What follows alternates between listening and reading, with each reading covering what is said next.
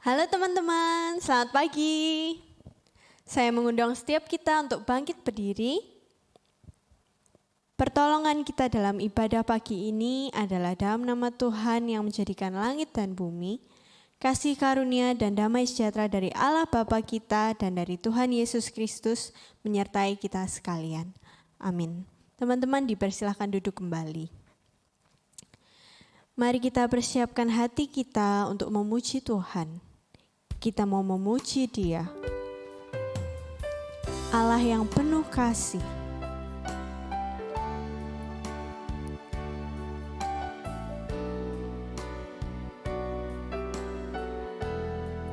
Sungguh indah.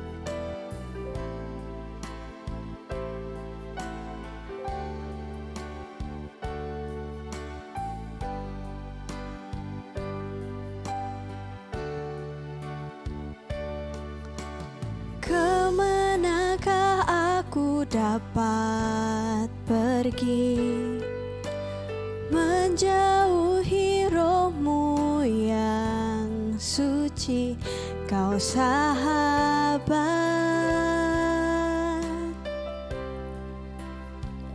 dan Kau dekat.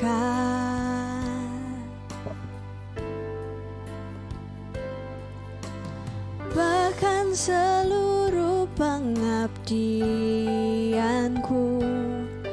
tak bisa membalas kesetiaan-Mu, sungguh mulia dan berharga. Sungguh besar pengorbanan-Mu bagiku, terlalu dalam untuk dimengerti. Sungguh besar,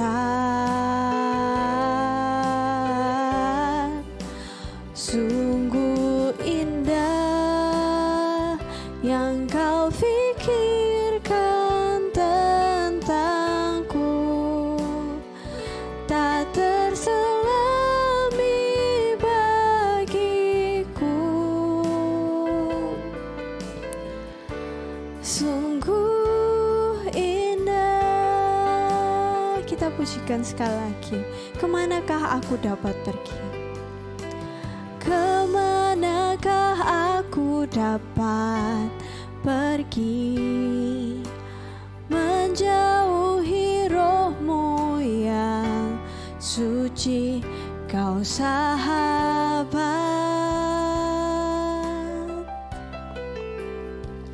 dan Kau dekat.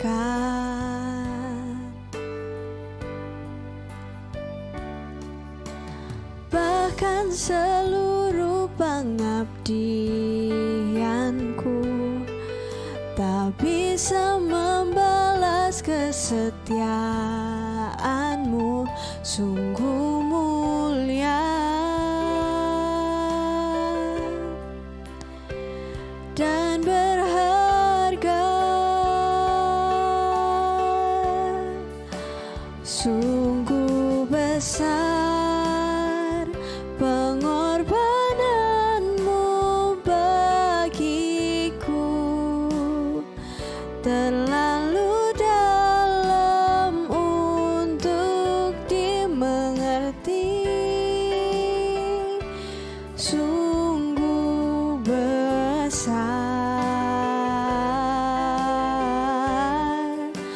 sungguh indah yang Kau pikirkan tentangku, tak terselami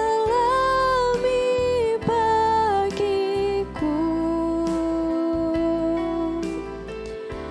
Sungguh indah, sungguh indah.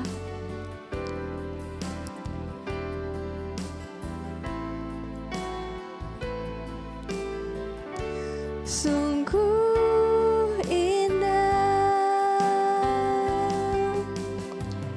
Mari kita berdoa. Bapa, kami mengucap syukur Tuhan saat pagi ini kami bisa bersama-sama memuji nama-Mu, kami bisa bersama-sama mendengar firman-Mu.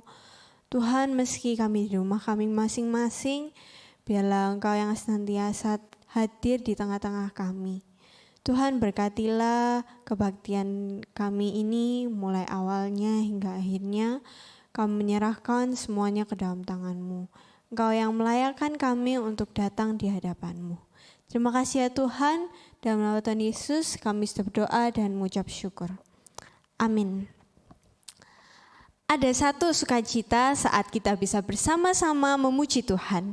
Mari kita sama-sama pujikan lagu Sukacita Surga.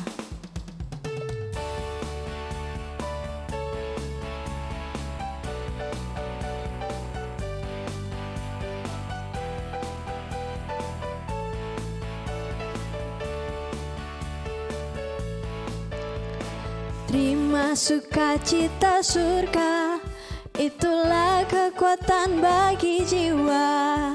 Ku dapat rasakan kasih-Nya di tengah badai yang bergelora.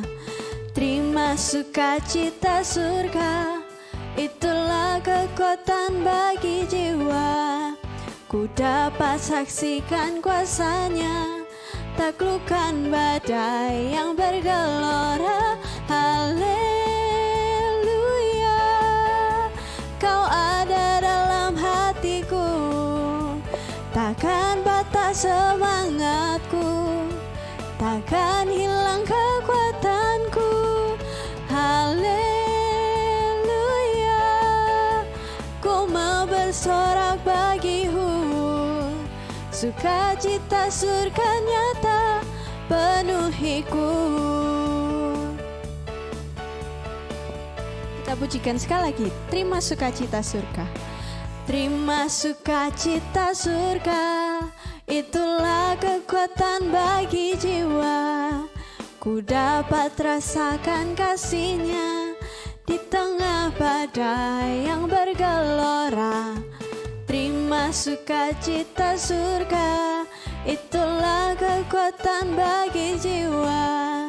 Ku dapat saksikan kuasa-Nya, taklukkan badai yang bergelora. Haleluya,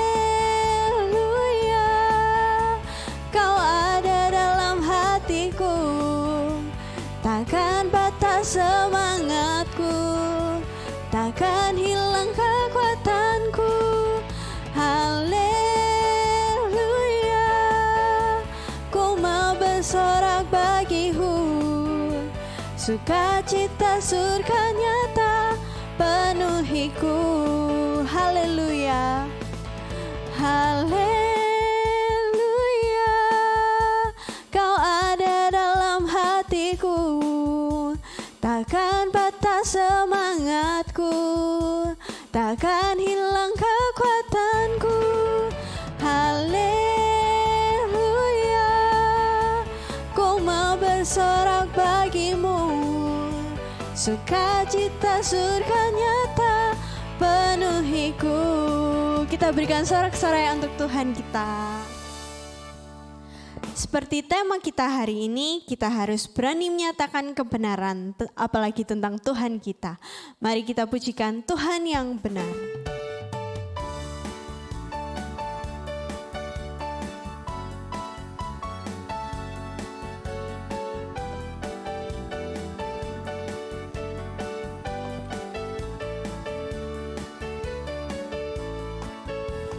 Kau gunung batuku dan Kau kota bentengku, tak akan ku ragu.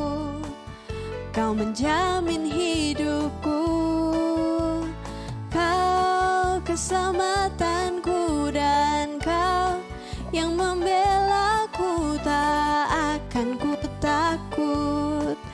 Kuasa-Mu di dalamku, walau badai menerpa di dalam hidupku ini, namun tangan-Mu Tuhan mengangkatku tinggi. Kau Tuhan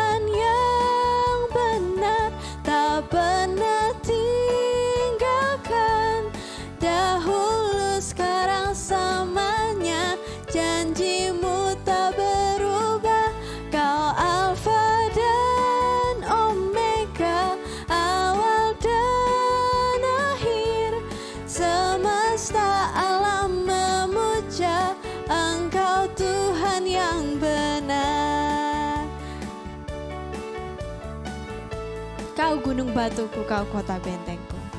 Kau gunung batuku dan kau kota bentengku, tak akan ku takut.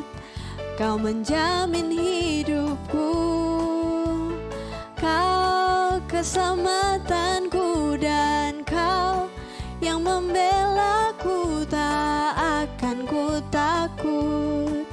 Kuasamu di dalamku, walau badai menerpa di dalam hidupku ini, namun tanganmu Tuhan mengangkatku tinggi. Kau Tuhan yang benar, tak pernah tinggalkan, dahulu sekarang selamanya. Janjimu tak berubah, kau Alfa dan Omega, awal dan akhir. Semesta alam memuja Engkau Tuhan yang benar.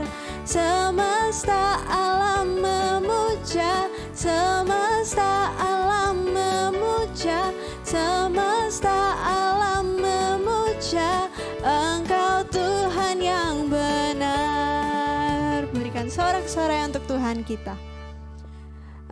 Untuk sebelum mendengarkan firman Tuhan, mari kita siapkan hati kita pujikan Tuhan pasti sanggup.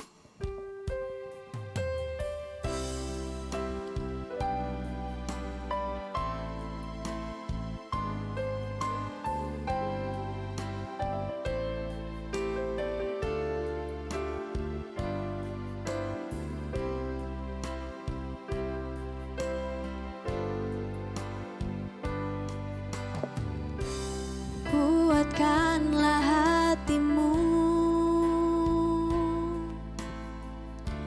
lewati setiap persoalan. Tuhan Yesus selalu menopangmu. Jangan berhenti harap padanya. Kuatkanlah hatimu, lewati setiap persoalan. Tuhan Yesus selalu menopangmu. Jangan berhenti harap padanya. Tuh pasti sanggup, tangannya takkan terlambat untuk mengangkatku. Tuhan pasti sanggup, percayalah, Dia tak tinggalkanmu. Kuatkanlah hatimu. Kuatkanlah hatimu, lewati setiap persoalan. Tuhan Yesus selalu menopangmu. Jangan berhenti harap padanya. Tuhan pasti sanggup,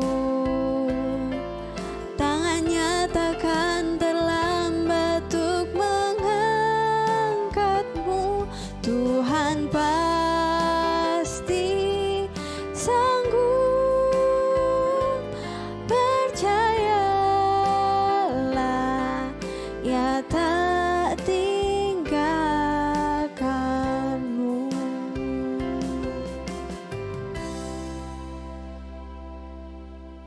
Teman-teman, mari kita berdoa terlebih dahulu. Bapa di sorga, pada pagi hari ini kami datang kepadamu.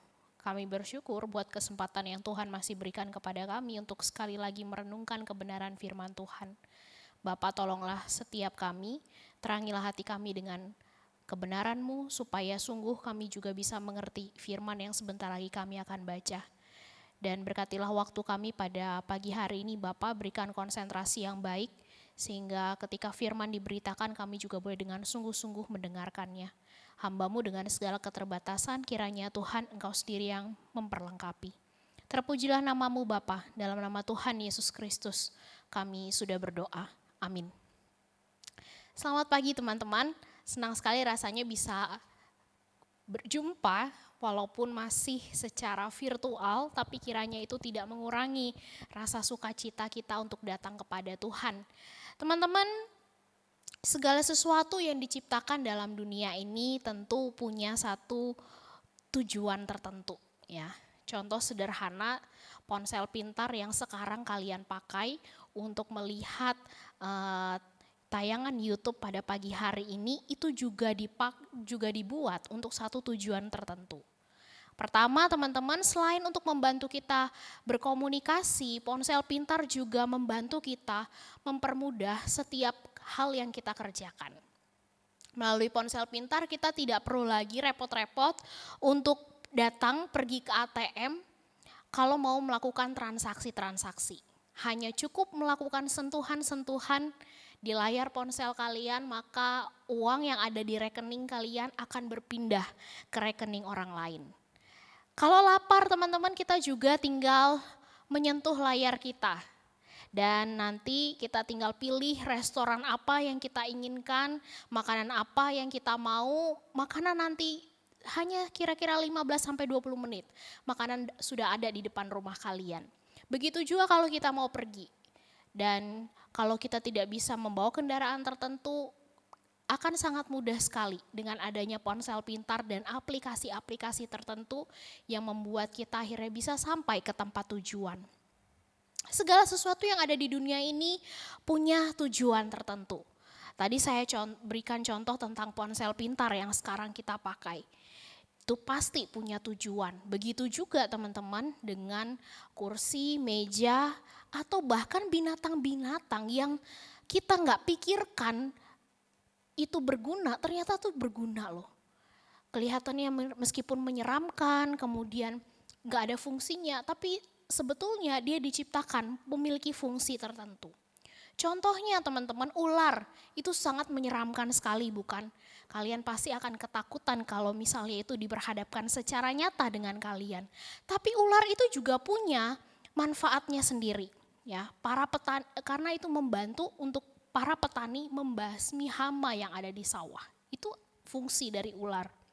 Cicak teman-teman yang kalau jatuh itu bikin kita kaget, itu ternyata juga berguna untuk makan nyamuk. Jadi kalian gak digigit nyamuk, semuanya itu karena adanya cicak, ya, yang ada di atas rumah kalian. Kemudian kecoa, binatang yang menakutkan, yang apalagi kalau dia sudah terbang, wah kita pasti sudah berteriak tidak karu-karuan ya teman-teman. Tapi ternyata itu juga ada gunanya teman-teman. Waktu saya melihat di internet, ternyata fungsi dari kecoa itu sangat luar biasa. Karena kotoran kecoa ternyata itu mengandung nitrogen yang sangat baik sekali untuk tanaman. Kecoa memberikan inspirasi bagi para ilmuwan untuk menemukan obat antibiotik, karena ternyata antibiotik di dalam otak kecoa itu sangat cukup ampuh untuk melawan bakteri coli dan MRSA, atau yang dikenal yang bisa menyebabkan infeksi parah dan sulit untuk ditangani. Ketika Tuhan menciptakan kita, Tuhan juga punya tujuan tertentu. Dan Tuhan ingin agar kita hidup sesuai dengan tujuan Tuhan merancang kita. Nah teman-teman, apa sebetulnya tujuan dari Tuhan merancang kita? Nah saya mau mengajak kalian untuk membuka bagian firman Tuhan yang terambil dari Amsal pasal yang ke-14 ayat 33 sampai ayat yang ke-35. Sekali lagi saya ulangi, Amsal pasalnya yang ke-14 ayat 33 sampai dengan ayat yang ke-35. Jikalau sudah menemukannya, saya akan membacakan untuk kita dan kalian bisa mengikuti dari dalam hati. Amsal pasal 14 ayat 33 sampai ayat yang ke-35. Hikmat tinggal di dalam hati orang yang berpengertian, tetapi tidak dikenal di dalam hati orang bebal. Kebenaran meninggikan derajat bangsa, tetapi dosa adalah noda bangsa. Raja berkenan kepada hamba yang berakal budi, tetapi kemarahannya menimpa orang yang membuat malu. Sedemikian jauh teman-teman pembacaan firman Tuhan kita pada pagi hari ini. Teman-teman, seperti yang sudah saya katakan tadi bahwa kehadiran kita di dunia ini tentulah memiliki satu tujuan tertentu. Ya, termasuk ketika Tuhan menempatkan kita di Indonesia, tentu itu bukanlah satu kebetulan. Selama 1 bulan terakhir ini kita banyak sekali bicara tentang yang namanya memberikan hati buat bangsa Indonesia. Bagaimana kita bisa berkarya buat bangsa kita. Dan termasuk juga hari ini bagaimana kebenaran itu bisa meninggikan derajat bangsa. Tuhan punya maksud, punya tujuan ketika Dia menciptakan teman-teman dan juga saya. Lalu apa teman-teman tujuannya Tuhan menciptakan bahkan menempatkan kita ini di Indonesia? Firman Tuhan pagi hari ini mengingatkan kita bahwa tujuan Tuhan menciptakan kita, menempatkan kita di Indonesia yaitu untuk kita bisa menyatakan kebenaran. Sangat penting teman-teman bagi kita untuk mengetahui dengan jelas tujuan dari hidup kita. Karena kalau kita sudah tahu tujuan hidup kita dengan jelas, maka itu akan mempengaruhi seluruh aspek kehidupan kita. Mempengaruhi cara kita bersikap tiap-tiap harinya. Teman-teman, sebagai orang yang sudah mengenal dan juga percaya kepada Kristus yang merupakan kebenaran sejati, kita punya satu tanggung jawab, yaitu untuk menyatakan, memproklamirkan kebenaran yang sudah kita ketahui kepada orang-orang yang belum mengenal kebenaran. Tetapi sayangnya teman-teman, banyak sekali orang Kristen yang tidak menyadari tanggung jawab besar yang Tuhan sudah berikan kepada mereka. Sehingga dalam menjalani kehidupan tiap-tiap hari, mereka tidak menyatakan kebenaran yang sudah mereka ketahui dan juga mereka percayai. Dan itu hanya mereka nikmati seorang diri saja. Dan persoalan ini teman-teman bukan hanya menjadi persoalan kita di masa sekarang. Banyak orang Kristen tidak menyatakan kebenaran. Tetapi permasalahan ini juga sudah terjadi sejak zaman dahulu kala, bahkan pada zaman Salomo. Ya, Salomo adalah penulis dari kitab Amsal. Pada zaman itu juga Salomo melihat bahwa ternyata banyak sekali orang-orang yang tidak menyatakan kebenaran di dalam kehidupan mereka. Ayat yang ke-33 mengatakan hikmat tinggal di dalam hati orang yang berpengertian tetapi tidak dikenal di dalam hati orang bebal. Ini adalah satu fakta yang sangat mengejutkan sekali teman-teman, tetapi sekaligus juga ini sesuatu yang menyedihkan karena ternyata ada orang-orang yang berpengertian, ada orang-orang yang bijak, tetapi tidak selalu menunjukkan kebijaksanaannya kepada orang-orang yang ada di sekitarnya. Mereka justru membiarkan, bahkan menyembunyikan kebijaksanaan itu, kebenaran itu, sehingga orang-orang bebal atau orang-orang bodoh itu tidak mengenal kebenaran. Justru orang-orang yang bodoh tadi, orang-orang yang tidak kebenaran itu hidupnya jauh lebih aktif. Tapi lebih aktif dalam hal memperlihatkan, memproklamirkan kebodohan mereka. Ini sangat disayangkan teman-teman, karena kebodohan itu sangatlah tidak bermanfaat. Berbeda halnya dengan kebenaran. Kebenaran adalah sesuatu yang sangat bermanfaat bagi seluruh umat manusia. Dalam kehidupan sehari-hari teman-teman, kalau kalian perhatikan dalam lingkungan sekitar kita, berapa banyak orang percaya yang turut memproklamirkan kebenaran itu. Kita perkecil menjadi lingkungan anak muda. Kira-kira berapa banyak anak muda Kristen yang sekarang menjadi influencer dan memberikan pengaruh positif kepada orang-orang, kepada Indonesia secara khususnya, karena hari ini kita bicara tentang bangsa Indonesia. Kalau boleh jujur sangat sedikit sekali. Gak usah jauh, salah satu yang saya ketahui ya, orang yang influencer, dia memberikan pengaruh yang positif. Itu ada Jazz No Limit, ya mungkin kalian sangat tahu sekali dengan dia adalah seorang gamers. Tapi di balik semua hal yang dia lakukan itu, dia sering sekali, kalau kalian lihat postingan-postingan di Instagram miliknya, kalian akan lihat banyak sekali dia memposting tentang ayat-ayat firman Tuhan. Dan di saat yang bersamaan sebetulnya dia sedang menyatakan kebenaran kepada orang-orang luar. Dan juga saya juga kan tahu satu lagi, itu ada Han Yura, dia ada influencer. Sebenarnya dia adalah orang asal Korea, tapi dia memberikan cukup pengaruh positif yang sangat luar biasa bagi orang-orang yang ada di Indonesia melalui halaman Instagramnya. Tapi nggak usah jauh-jauh teman-teman dengan orang-orang yang ada di luar ya. Bagaimana dengan diri kita sendiri? Apa saja sebetulnya isi dari akun media sosial kita selama ini? Adakah sesuatu yang bermanfaat dan memberkati orang lain yang selama ini kita posting? Atau kita memposting ya hanya sesuatu yang kita sukai? Lalu bagaimana teman-teman sikap kita dalam lingkungan pergaulan? Kita tahu bahwa mengucapkan kata-kata kotor, kata-kata kasar itu adalah sesuatu hal yang tidak benar. Adakah kita sendiri berhenti untuk melakukannya dan kemudian kita menegur teman-teman kita yang masih melakukan hal itu? Bukankah seharusnya kita, orang yang sudah tahu kebenaran itu, mengajari mereka untuk melakukan kebenaran? Ingat teman-teman bahwa tanggung jawab yang Tuhan berikan kepada kita sebagai orang percaya, tujuan hidup kita yaitu untuk memproklamirkan kebenaran itu.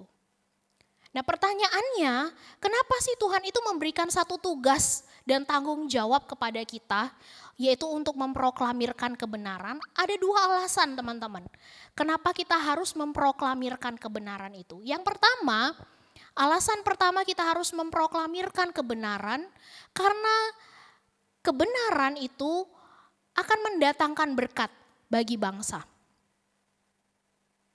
Tetapi sebaliknya, berbuat dosa itu hanya mendatangkan kesengsaraan bagi bangsa. Untuk membuat suatu bangsa menjadi bangsa yang maju, itu bukan dilihat dari seberapa hebatnya kekuatan militer yang dimiliki, atau seberapa banyaknya orang pintar yang dimiliki dalam satu bangsa. Kepintaran untuk membuat ini dan juga itu. Ataupun seberapa rendah tingkat kemiskinan dan juga tingkat pengangguran yang ada di suatu bangsa tertentu. Sebuah bangsa teman-teman akan maju apabila masyarakatnya itu melakukan kebenaran. Punya banyak prestasi itu tidak akan menjamin bangsa akan maju, karena bisa saja kepintaran yang dimiliki itu disalahgunakan. Bukankah bangsa kita sendiri juga merasakan dampak negatif dari penyalahgunaan kepintaran itu?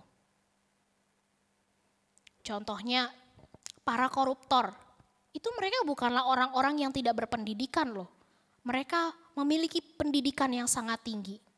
Tetapi sayang, mereka adalah orang-orang pintar yang Tuhan berikan, Tuhan anugerahkan kepintaran, tapi mereka memakainya untuk kepentingan mereka pribadi. Mereka mengelabui masyarakat dengan kepintaran mereka dan juga mengambil uang negara. Nah ini sangat menyengsarakan sekali. Bukan hanya bagi rakyat yang hidup di zaman sekarang, tapi nanti di generasi yang mendatang. Kenapa? Karena anak cucu kita itu masih harus membayar hutang negara yang dilakukan oleh generasi sebelumnya. Kekuatan militer juga tidak menjamin suatu negara itu menjadi maju. Zaman sekarang teman-teman tingkat usia pernikahan itu mulai bergeser. Banyak orang dulu di zaman dulu itu menikah muda, tapi sekarang sudah mulai 30 saja banyak yang masih belum menikah. Kalau tingkat pernikahan itu juga menurun, maka otomatis angka kelahiran itu juga akan menurun. Orang-orang yang produktif makin lama akan makin berkurang. Orang-orang muda yang seharusnya berada di kemiliteran juga makin lama bisa berkurang. Nah, bukankah ini juga jadi masalah bagi negara-negara maju lainnya? Hal-hal yang saya sebutkan tadi teman-teman itu tidak bisa menjamin sebuah negara itu bisa menjadi maju. Itu sebabnya dalam ayat 34 Salomo mengatakan kalau kebenaran itu meninggikan derajat bangsa. Terjemahan yang lainnya teman-teman, kebenaran itu merupakan berkat bagi suatu bangsa. Kenapa demikian? Oleh karena pada saat kita melakukan kebenaran, tanpa disadari kita itu sedang menyelamatkan bangsa kita. Kita menolong mereka untuk dapat mengenal kebenaran. Melalui kepintaran yang Tuhan anugerahkan kepada kita dan kita gunakan untuk kepentingan banyak orang, bukan untuk kepentingan pribadi ataupun mengelabui bangsa, mengelabui masyarakat, tapi untuk membangun bangsa, itu akan sangat memberkati bangsa ini. Orang-orang yang melihat apa yang kita lakukan tanpa disadari sedang diajari untuk melakukan kebenaran. Itu baru satu aspek. Tapi kalau kebenaran itu terus kita lakukan dalam seluruh aspek lainnya dan banyak orang mengikuti apa yang kita lakukan, maka negara kita ini akan menjadi negara yang maju. Itu yang pertama. Kenapa kita harus menyatakan kebenaran? Karena kebenaran itu mendatangkan berkat bagi suatu bangsa. Yang kedua teman-teman, kenapa kita harus menyatakan kebenaran itu? Yaitu karena Tuhan menyukainya. Ayat ke-35 dikatakan, Raja berkenan kepada hamba yang berakal budi, tetapi kemarahannya menimpa orang yang membuat malu. Tidak ada satupun orang di dunia ini yang tidak menyukai sesuatu hal yang baik, termasuk dengan orang-orang yang bertanggung jawab. Semua orang suka dengan orang yang bertanggung jawab. Seorang raja pun sangat menyukai orang yang bertindak dengan bijak.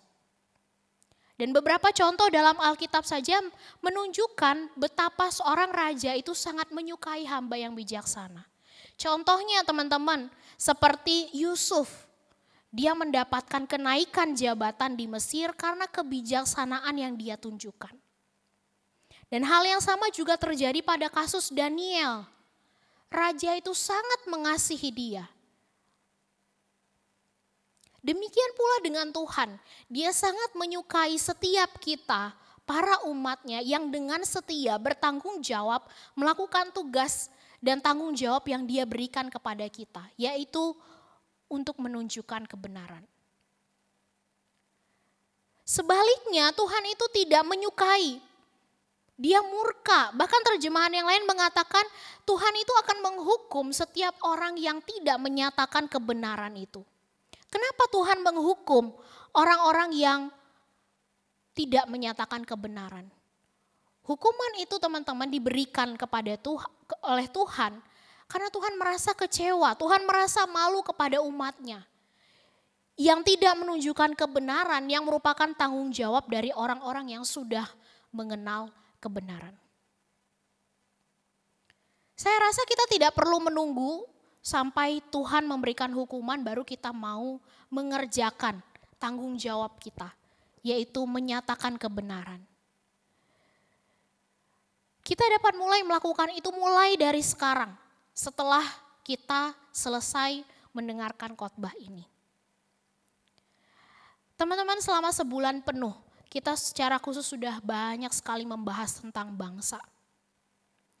Tuhan tidak pernah secara kebetulan menempatkan kita pada suatu tempat tertentu, termasuk ketika kita tinggal di Indonesia, Tuhan punya tujuan tertentu. Kita rindu bangsa kita ini dapat terus bergerak maju bagi kemuliaan Tuhan. Semuanya ini bisa terjadi teman-teman dimulai dari kita, dengan menunjukkan kebenaran yang kita ketahui kepada dunia yang tidak mengenal kebenaran itu. Oleh karena hanya dengan kebenaran bangsa kita ini akan memperoleh berkat. Dan tanpa kebenaran bangsa kita ini semakin lama akan semakin sengsara. Inilah tugas dan juga tanggung jawab yang Tuhan percayakan kepada kita.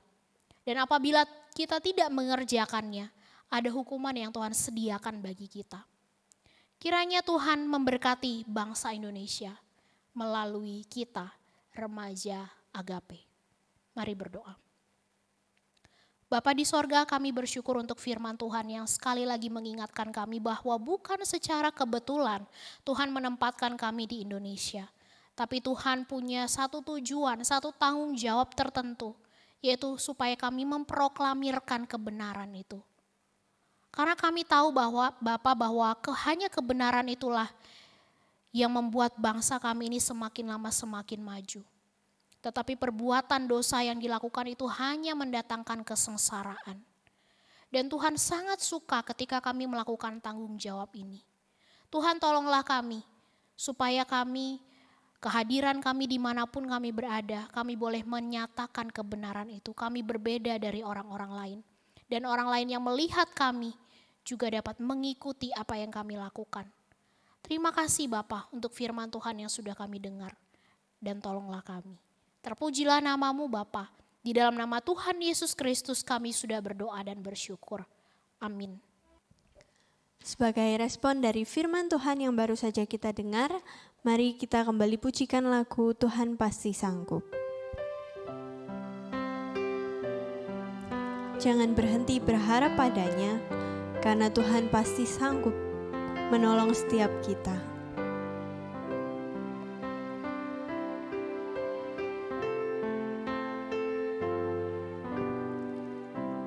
Kuatkanlah hatimu, lewati setiap persoalan.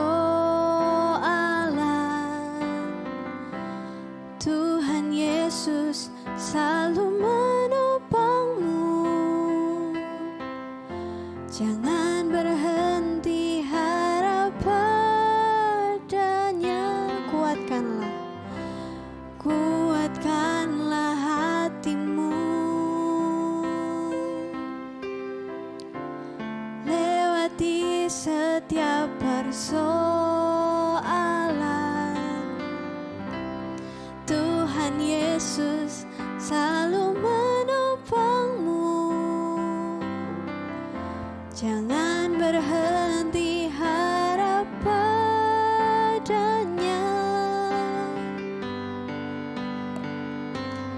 Tuhan pasti sanggup.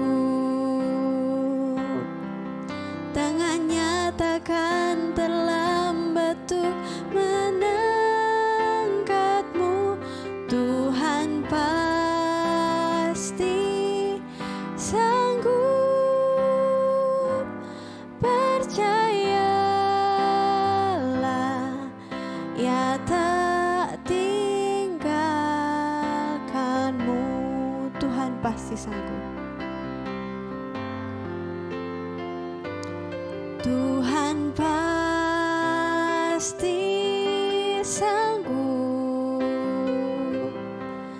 Tangannya takkan terlambat untuk mengangkatmu.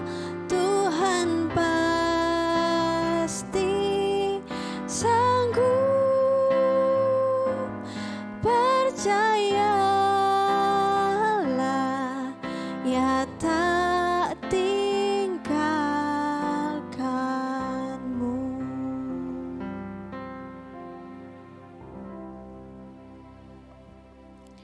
Teman-teman, mari kita berdoa.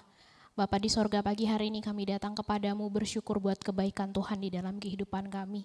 Terima kasih kalau Tuhan sudah memelihara kami sampai dengan hari ini.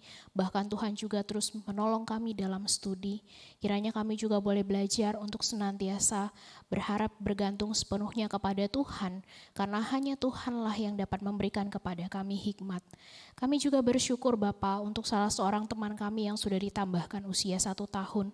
Untuk Selena, kiranya Tuhan juga yang memberkati dia dalam studinya, Tuhan yang menolong dia, bahkan masa depannya, Tuhan juga yang memimpin langkahnya. Tapi lebih daripada itu Bapa, kami rindu dia juga boleh semakin hari, semakin bertumbuh di dalam Tuhan, semakin mengasihi Tuhan di dalam kehidupannya. Kami juga berdoa untuk seluruh kami, remaja di Agape dalam pertumbuhan iman kami.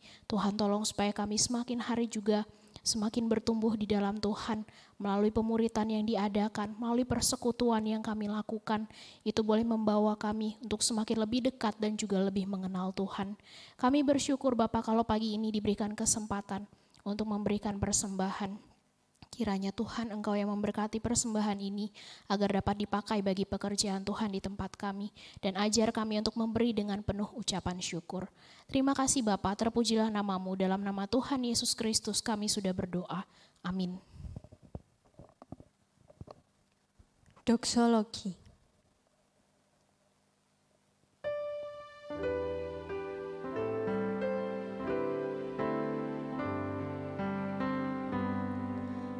Puji Allah Bapa Putra, puji Allah Roh Kudus, ketiganya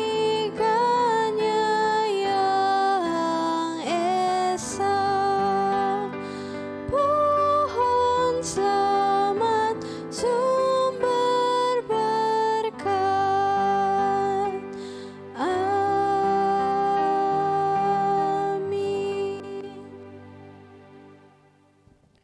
Teman-teman yang dikasihi oleh Tuhan, pulanglah ke dalam kehidupanmu sehari-hari dengan tetap terus mengingat kebenaran firman Tuhan.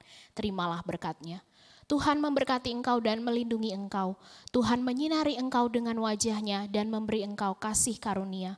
Tuhan menghadapkan wajah-Nya kepadamu dan memberi engkau damai sejahtera. Amin. Bapa, terima kasih.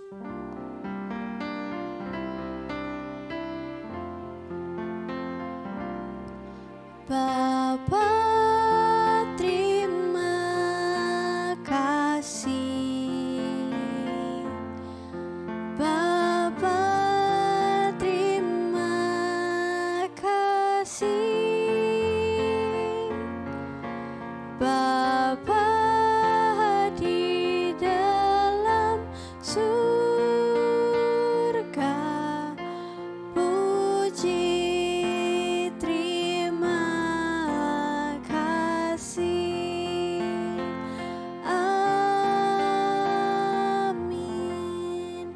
Kebaktian remaja selesai, saat teduh. Selamat hari Minggu, Tuhan Yesus memberkati.